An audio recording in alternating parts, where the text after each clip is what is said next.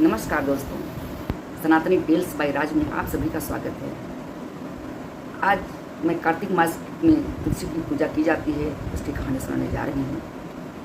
एक समय की बात है, एक नगर में एक लड़की थी जो अपने माता पिता के साथ रहती थी। वह नियम से माता तुलसी की पूजा करती थी। ऐसे करते करते समय बीतता गया। वो लड़की विवाह योग्य हो गई।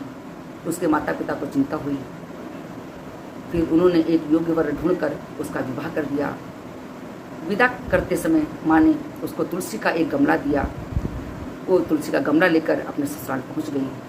वहाँ पर नित्य प्रतिदिन वो नहा धोकर पहले तुलसी माँ की पूजा करती थी, उसके बाद ही वो भोजन करती थी। ऐसे ही क्रम चलता रहा।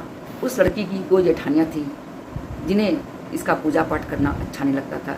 ये दोनों इससे ईर्ष्या करती थी और हर समय उसको नीचा दिखाने की कोशिश करती थी।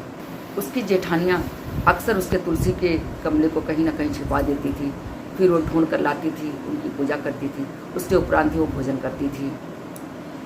एक दिन उसके जेठानियों ने उस गमले को बहुत दूर ले जाकर फेंक दिया। उसने सब जगह गमला ढूंढा परंतु उसको कहीं भी गमला ना मिला। वो बहुत दुखी हुई। ऐसे करते करते रात हो गई। वो अपने कमरे में आ गई और दुखी मन से सो गई।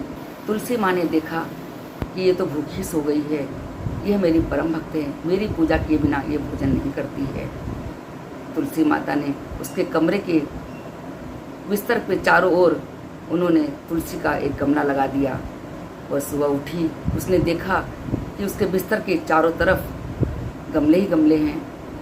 वो उठी, स्नान किया और तुलसी माँ का पूजन किया। वो सोचने लगी, अब तो मुझे कहीं बाहर जाने की ज़रूरत नहीं है और ना ही मेरा कोई गमला फेंक पाएगा।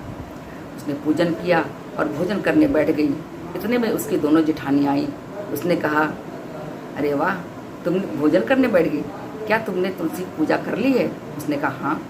उसकी जेठानियाँ बोली, तुमने पूजा किसकी की जब गमला ही वहाँ पर नहीं है? उसने कहा, आओ मेरे कमरे में।